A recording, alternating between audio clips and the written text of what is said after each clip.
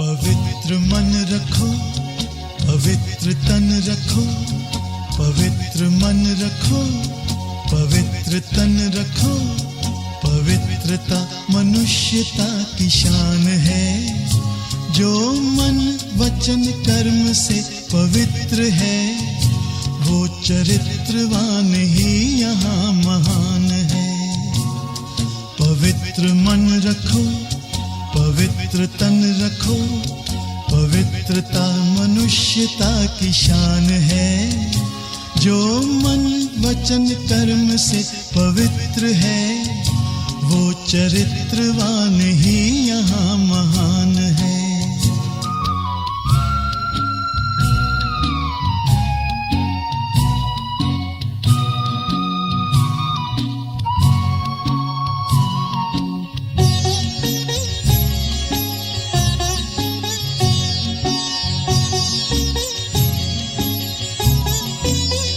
बड़ा ही मूल्यवान है तुम्हारा ये जन्म, तुम्हारा ये जन्म। बड़ा ही मूल्यवान है तुम्हारा ये जन्म, तुम्हारा ये जन्म। जगत की कर्म भूमि में करो भले कर्म, करो भले कर्म। अच्छे रखो विचार, उत्तम करो व्यवहार। अच्छे रखो विचार, उत्तम करो व्यवहार। आदर्श व्यक्ति की ये पहचान है। जो मन वचन कर्म से पवित्र है, वो चरित्रवान ही यहाँ महान है। पवित्र मन रखो, पवित्र तन रखो, पवित्रता मनुष्यता की शान है। जो मन वचन कर्म से पवित्र है, वो चरित्रवान ही यहाँ महान है।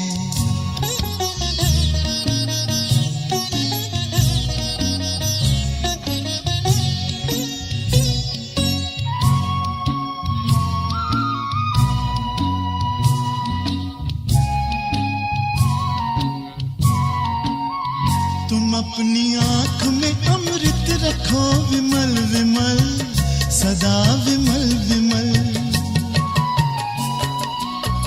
तुम अपनी आँख में अमृत रखो विमल विमल, सदा विमल विमल।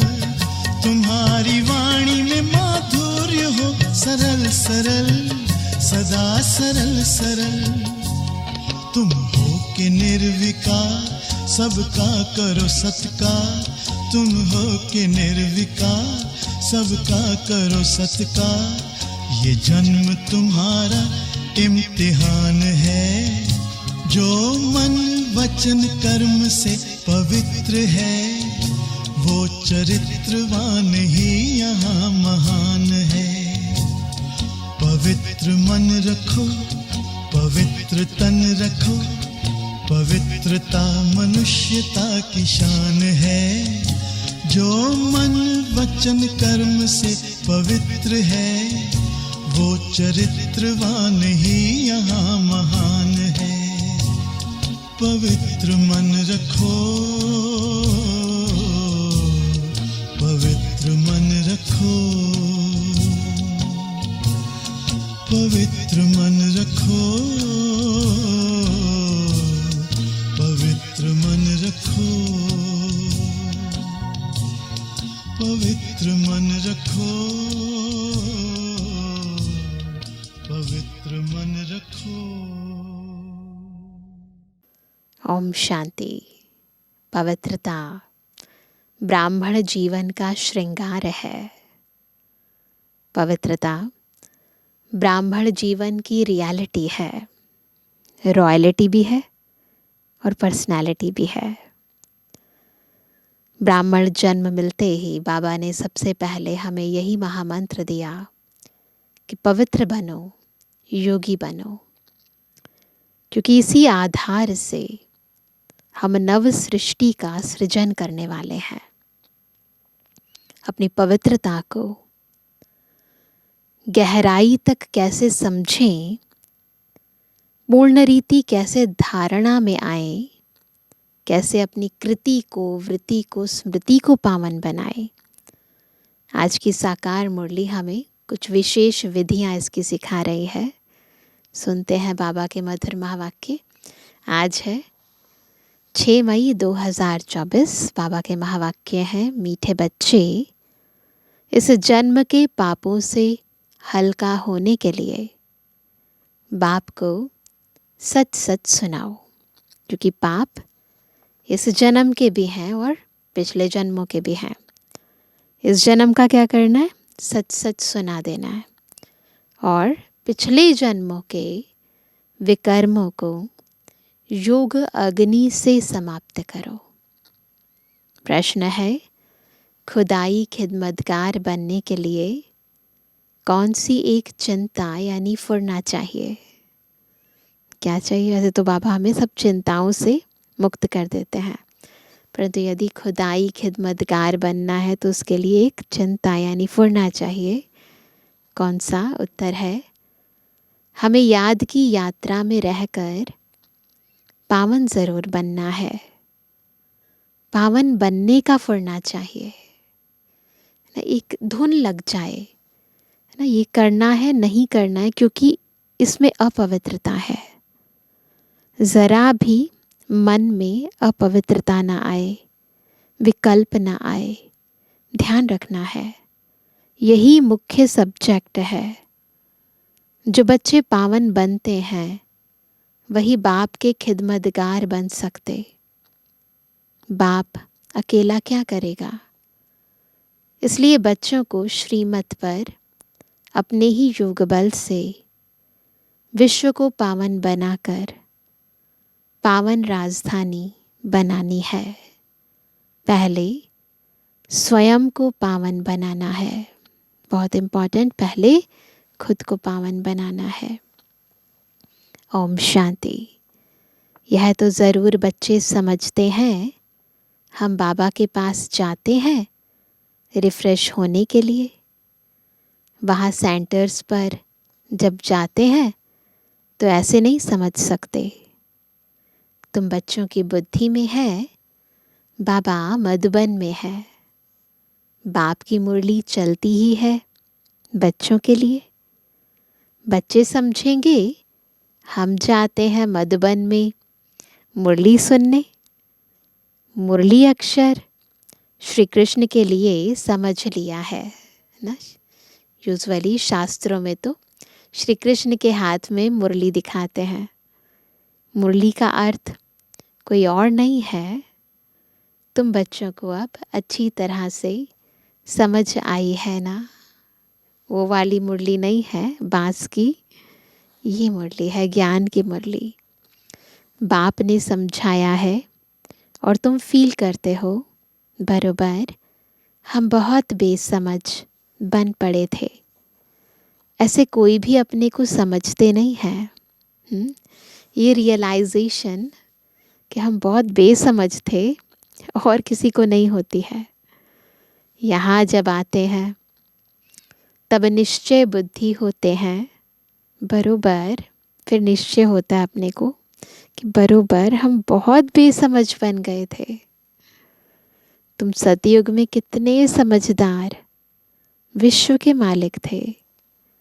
कोई मूर्ख थोड़े ही विश्व के मालिक बन सकते हैं। यह लक्ष्मी नारायण विश्व के मालिक थे, इतने समझदार थे। तब तो भक्ति मार्ग में पूजे जाते हैं, है ना। जड़ चित्र कुछ बोल नहीं सकता। जड़ चित्र तो नहीं बोल सकता ना कुछ, इसलिए पापा कहते जड़ चित्र तो कुछ बोल तो नहीं सकते। शिव बाबा की पूजा करते हैं, वह कुछ बोलते हैं क्या? शिव बाबा एक ही बार आकर बोलते हैं। पूजा करने वालों को भी पता नहीं है कि यह ज्ञान सुनाने वाला बाप है। श्री कृष्ण के लिए समझते हैं, उसने मुरली बजाई। जिसकी पूजा करते उनकी ऑक्यूपेशन को बिल्कुल नहीं जानते, तो यह पूजा आदि निष्फल ही हो जाएगी। जब तक बाप आए, जब तक बाबा आए तब तक जो कुछ भी किया ना सब निष्फल। तुम बच्चों में कईयों ने वेद शास्त्र आदि कुछ भी पढ़े नहीं है। अब तुम्हें एक सत्य बाप पढ़ा रहे हैं। तुम समझते हो बरोबर सच्चा पढ़ाने वाला एक ही बाप है। बाप को कहा ही जाता है सत्य। नर से नारायण बनने की सच्ची कथा सुनाते हैं। अर्थ तो ठीक है, सत्य बाप आते हैं। अब नर से नारायण बनना है तो ज़रूर सतयुग स्थापन करेंगे ना। पुरानी दुनिया कलयुग थोड़ी बनेगी। कथा सुनने समय यह कोई को बुद्धि में नहीं होता है कि हम नर से नारायण बनेंगे। अभी तुमको नर से नारायण बनने का राजयोग सिखलाते हैं। जब सत्यनारायण की कथा सुनते हैं ऐसा कोई लक्ष्य नहीं होता कि मुझे नारायण बनना है या लक्ष्मी बनना है, परंतु अभी बाबा हमें नर से नारायण बनने के लिए ये कथा सुनाते हैं, राजयोग सिखाते हैं। यह भी कोई नई बात नहीं है। कल्प कल्प सुनी है ना ये कथा। बाप कहते हैं मैं कल्प कल्प आकर समझाता हूँ। युगे युगे कैसे आऊँगा, हर युग में तो नहीं आएंगे बाबा। ब्रह्मा का चित्र दिखाकर तुम समझा सकते हो। यह रथ है, यह है बहुत जन्मों के अंत का जन्म पतित। अब यह भी पावन बनते हैं, हम भी बनते हैं। सिवाय योग बल के कोई पावन बन नहीं सकता। विकर्म विनाश हो ना सके। पानी में स्नान करने से कोई पावन नहीं बनते। यह है योग अग्नि। कैसे बनते हैं पावन? योग अग्नि से बनती है आत्मा पावन। पानी होता है आग को बुझाने वाला, आग होती है जलाने वाली। तो पानी कोई आग तो नहीं है ना, जिससे विकर्म विनाश हो। सबसे ज़्यादा गुरु आदि इसने किए हैं। ब्रह्मा बाबा ने शास्त्र भी बहुत पढ़े। इस जन्म में जैसे पंडित था, लेकिन उससे फ़ायदा तो कुछ भी नहीं हुआ। जो कुछ भी किया, आप गुरु किए, शास्त्र पढ़े, फ़ायदा कुछ नहीं हुआ। पुण्य आत्मा तो बनते ही नहीं, पाप ही करते आए। बाप ने समझाया है, जो अपने को बच्चे समझते हैं, जो सच में अपने को बाबा का बच्चा समझते हैं, तो इस जन्म में जो पाप आदि किए हैं, जबकि सम्मुख बाप आया है तो पाप कर्म बता देने चाहिए तो हल्का हो जाएगा। अभी तो पहले साकार बाबा थे तो बता देते थे, तो अभी बाबा के कमरे में जाकर या तो बिल्कुल सच्चे दिल से बाबा के सामने बोल दो, नहीं तो लेटर लिखकर लेटर बॉक्स में डाल दो।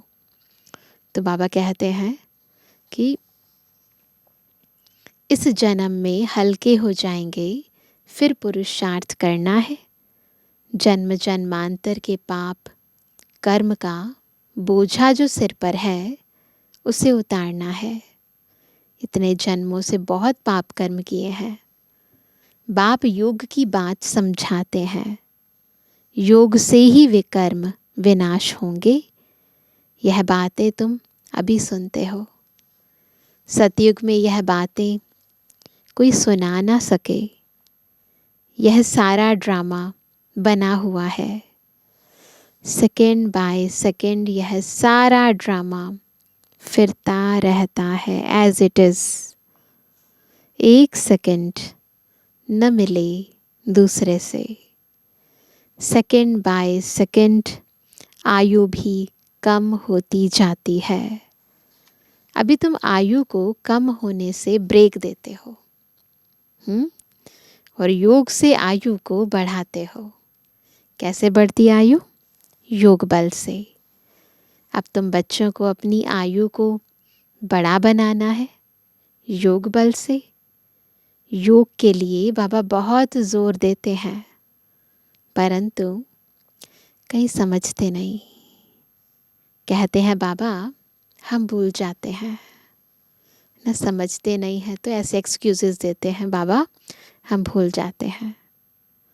तब बाबा कहते हैं योग कोई और बात नहीं, यह है याद की यात्रा। इजी कर देते हैं बाबा। बाप को याद करते करते पाप कटते जाएंगे, अंतमति सुगति हो जाएगी। इस पर एक मिसाल भी देते हैं। कोई ने किसको कहा तुम भैंस हो, तो बस वह समझने लगा मैं तो भैंस हूँ। ने कहानी बताते हैं, दृष्टांत बताते हैं। किसी को कहा है ना कि तुम भैंस हो, और वो समझने लगा कि मैं भैंस हूँ। फिर कहते हैं मैं दरवाजे से कैसे बाहर जाऊँ, मैं तो भैंस हूँ। बोला इस दरवाजे से निकलो, तो बोला मैं भैंस हूँ कैसे निकलूँ। सचमुच जैसे भैंस बन गया, जैसे उसने स्वीकार कर लिया इस बात को कि हाँ सच में मैं भैंस हूँ। यह एक मिसाल बैठ बनाया है, बाकी कोई ऐसा है नहीं। यह कोई यथार्थ मिसाल नहीं है। हमेशा रियल बात पर मिसाल दिया जाता है, एग्जाम्पल दिया जाता है कोई भी रियल बात को समझाने के लिए। स्टोरीज बना दी जाती है, दृष्टांत बना दिए जाते हैं ताकि लोग उसे अपनी प्रैक्टिकल लाइफ में ला सकें। इस समय बाप तुमको जो समझाते हैं उनके फिर भक्ति मार्ग में त्योहार मनाए जाते हैं। कितने मेले मलाखड़े आदि होते हैं। बाकी इस समय जो कुछ होता है उनके त्योहार बन जाते हैं। तुम यहाँ कितने स्वच्छ बनते हो। क्या बनते हैं हम? बहुत स्वच्छ बनते हैं। मेले मलाखड़े में तो कितने मैले होते हैं, बहुत धूल मिट्टी होती है ना। तो बाबा कहते हैं शरीर को मिट्टी मलते हैं, समझते हैं पाप मिट जाएंगे। अघोरी साधु कहीं होते हैं ना, भस्म लगाते हैं सारी बॉडी के ऊपर। तो बाबा कहते हैं बाबा का खुद यह सब किया हुआ है। नासिक में पानी बहुत गंदा होता है, नासिक में भी जाते हैं ना स्नान करने, वहाँ जाकर मिट्टी मलते हैं। समझते हैं पाप विनाश हो जाएंगे। फिर उस मिट्टी को साफ करने के लिए पानी ले आते हैं। विलायत में कोई बड़े महाराजा आदि जाते थे तो गंगा जल का मटका साथ ले जाते थे। फिर स्टीमर में वही पानी पीते थे, है ना, पवित्र पानी सोचकर। आगे एरोप्लेन मोटर आदि थे नहीं। 100-150 वर्ष में क्या क्या बन गया है। हम सबके देखते देखते टेक्नोलॉजी कितनी एडवांस हो चुकी है।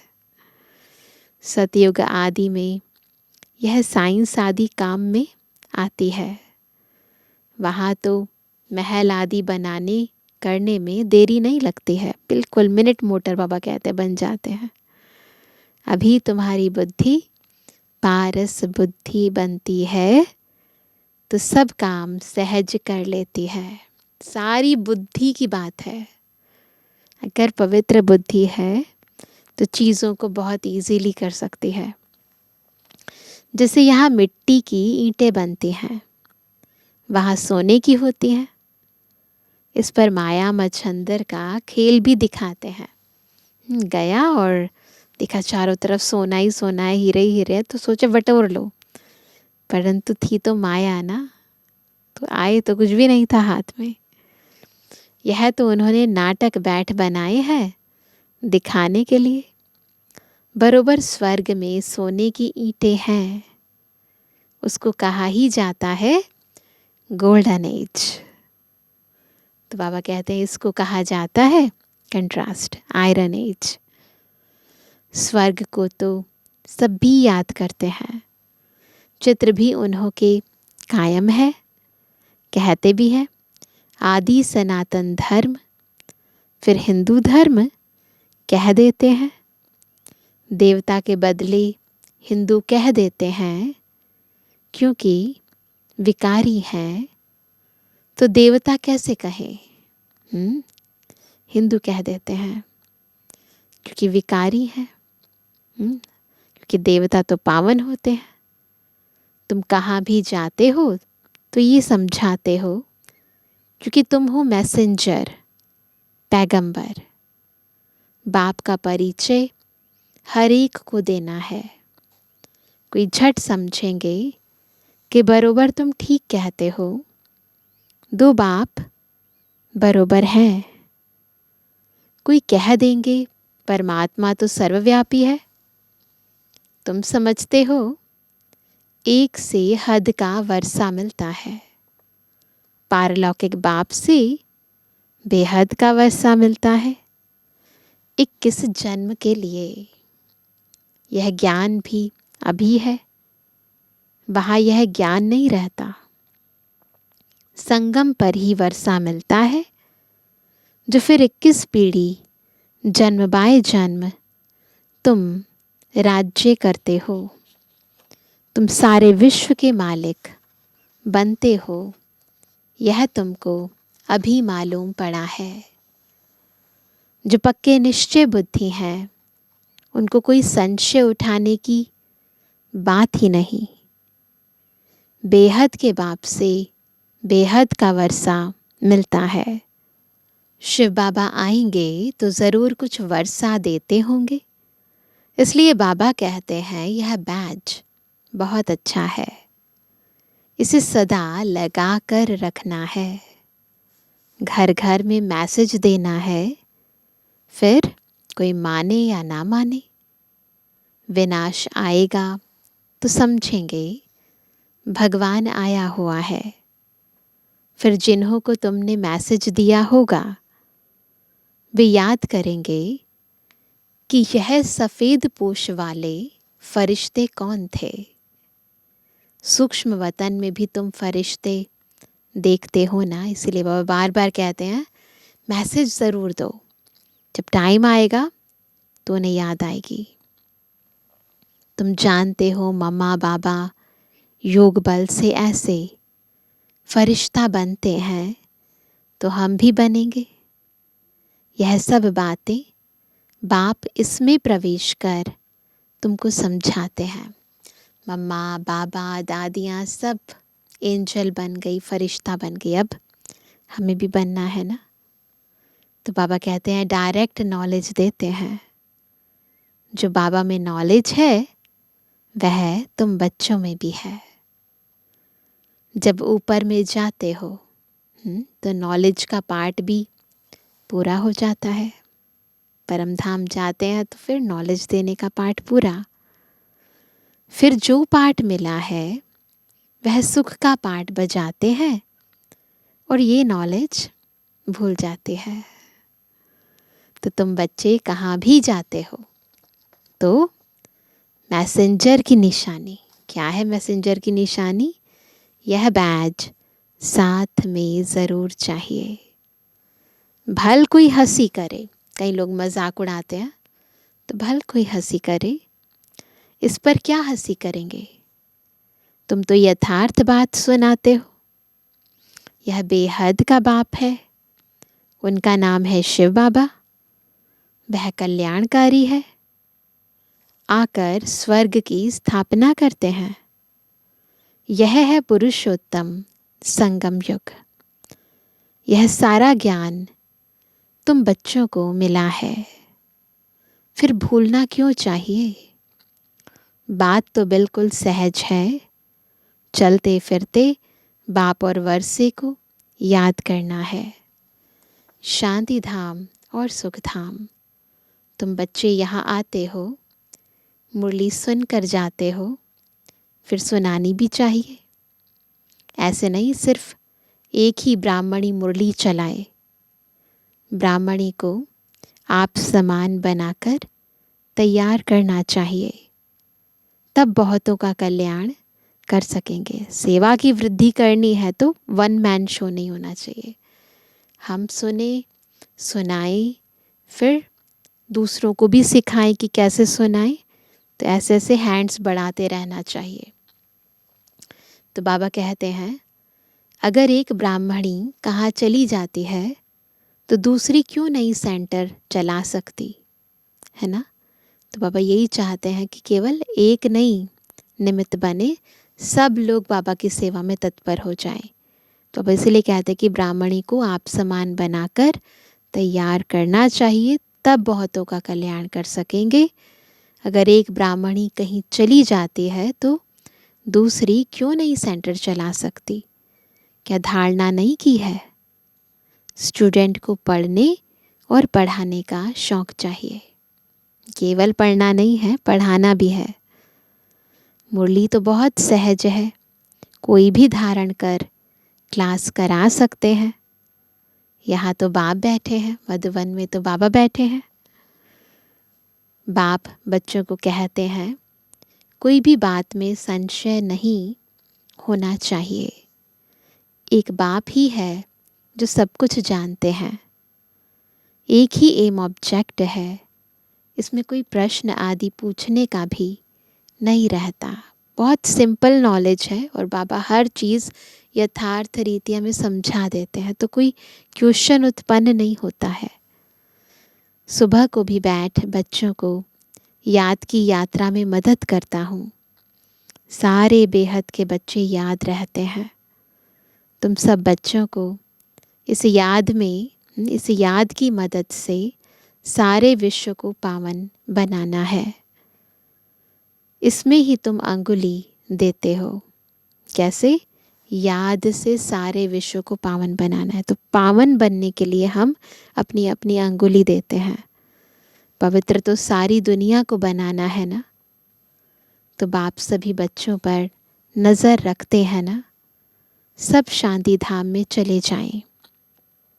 सबका अटेंशन खिंचवाते हैं बाबा ऊपर की ओर। बाप तो बेहद में ही बैठेंगे। बाबा मधुबन में बैठे है ना, बेहद में बैठे हैं। दायरों में नहीं फंसते बाबा।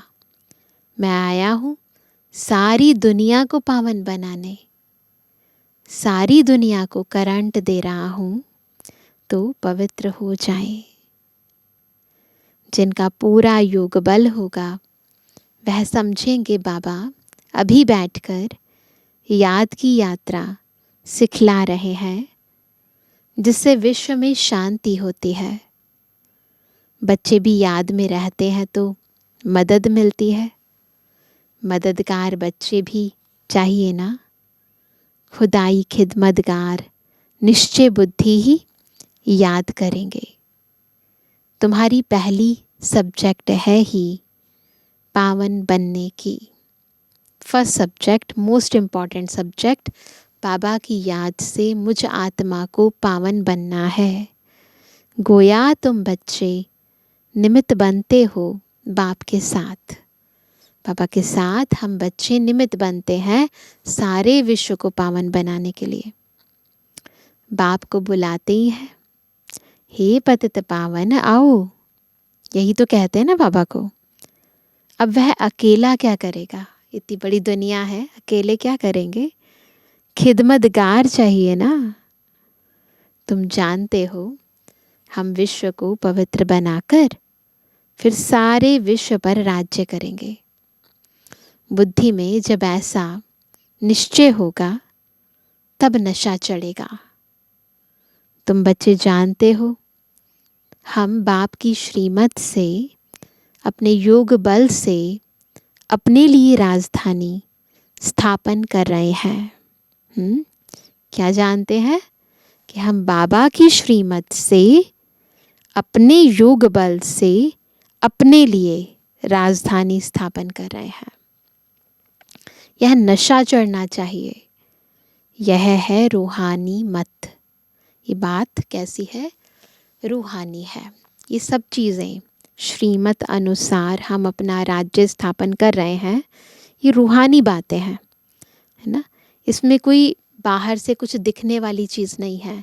मत भी गुप्त है, लेने वाले भी गुप्त है, धारणा भी गुप्त है है ना, और कितना धारण कर रहे हैं और कैसे हम उसे विश्व सेवार्थ यूज़ कर रहे हैं, सब गुप्त है। तो राजधानी भी, स्वराज्य भी हमारा गुप्त है। तो बाबा कहते ये है रूहानी बात। बच्चे समझते हैं हर कल्प बाबा इस रूहानी बल से हमको विश्व का मालिक बनाते हैं। यह भी समझते हो कि शिव बाबा आकर स्वर्ग की स्थापना करते हैं।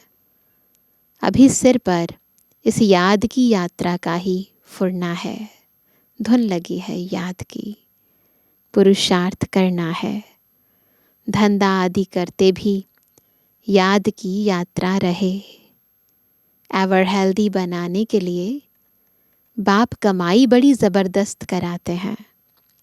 इस समय सब कुछ भुलाना पड़ता है।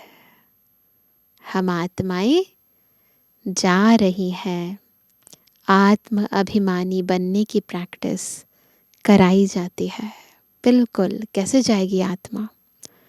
इतने बड़े शरीर को तो भुलाना पड़ेगा ना, मन बुद्धि से भुलाना पड़ेगा, है ना। सब कुछ भूलकर फिर बाबा की याद पक्की होगी। तो बस ऐसी फीलिंग आए, हम आत्माएं जा रही हैं, खाते पीते चलते फिरते। यह क्या बाप को याद नहीं कर सकते?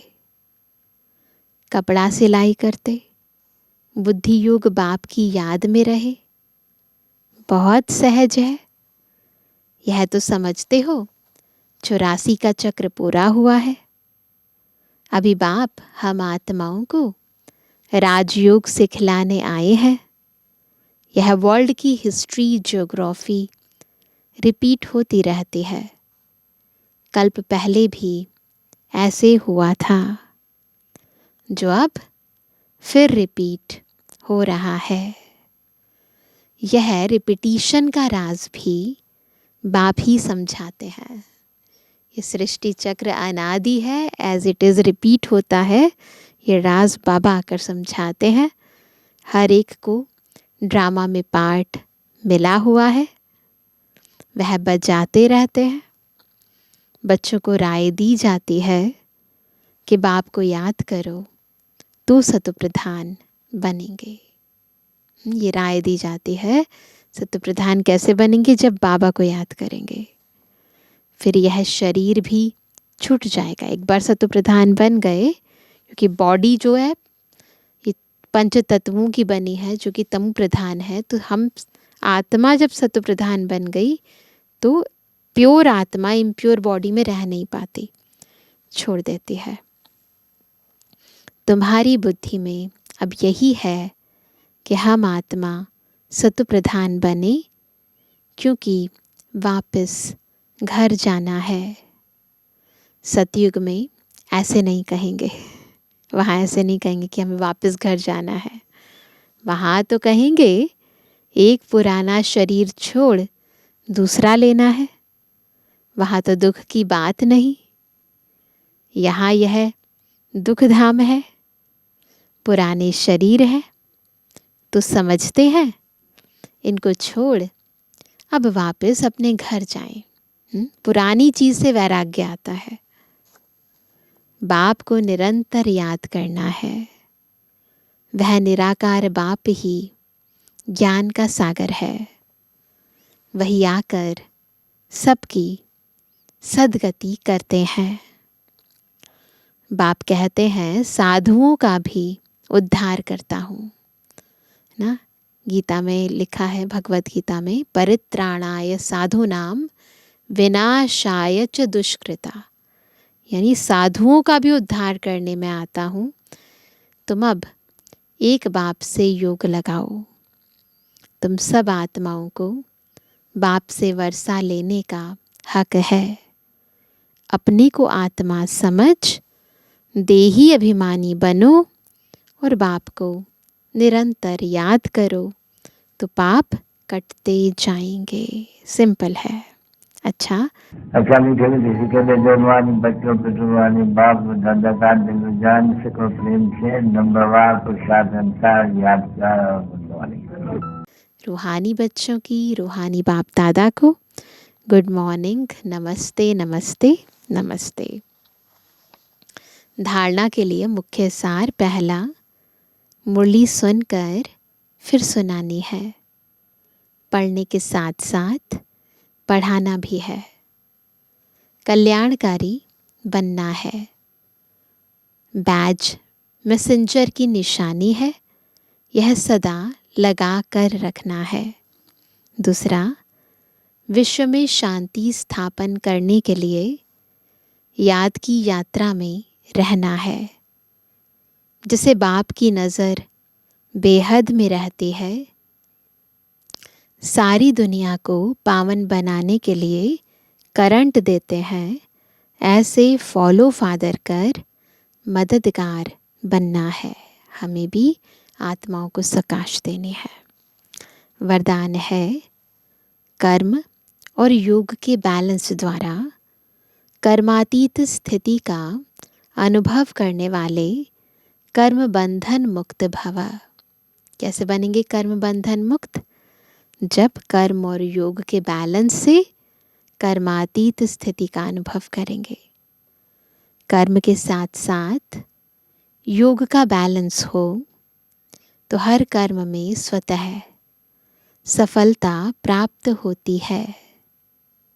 कर्मयोगी आत्मा कभी कर्म के बंधन में नहीं फंसती। कर्म के बंधन से मुक्त को ही कर्मातीत कहते हैं। कर्मातीत का अर्थ यह नहीं है कि कर्म से अतीत हो जाओ, कर्म करना नहीं छोड़ना है। कर्म से न्यारे नहीं, कर्म के बंधन में फंसने से न्यारे बनो। इम्पॉर्टेंट पॉइंट है ये। कर्म से न्यारा नहीं बनना है, कर्म के बंधन में फंसने से न्यारा बनना है। ऐसी कर्मयोगी आत्मा अपने कर्म से अनेकों का कर्म श्रेष्ठ बनाने वाली होगी। बाबा ने कहा कि ऐसी कर्मयोगी आत्मा अपने कर्म से अनेकों का कर्म श्रेष्ठ बनाने वाली होगी, उन्हें प्रेरणा मिलेगी। उसके लिए हर कार्य मनोरंजन लगेगा, मुश्किल का अनुभव नहीं होगा। स्लोगन है, परमात्म प्यार ही समय की घंटी है। परमात्म प्यार ही समय की घंटी है जो अमृत वेले उठा देती है। तो कौन सा अलार्म लगाएंगे? परमात्म प्यार का, है ना। तो आज हम विशेष अनुभव करेंगे कि मैं आत्मा पूर्ण रीति देही अभिमानी होकर, कर्मातीत होकर, पवित्र होकर, इस देह को भूलकर अपने घर परम धाम गई की गई। बार बार देह और दुनिया को भुलाने का और ऊपर जाने का अभ्यास करेंगे। बिल्कुल अपनी ज्योति बिंदु स्वरूप स्थिति में अशरीरी होकर मुझे वापस जाना है। अच्छा, ओम शांति।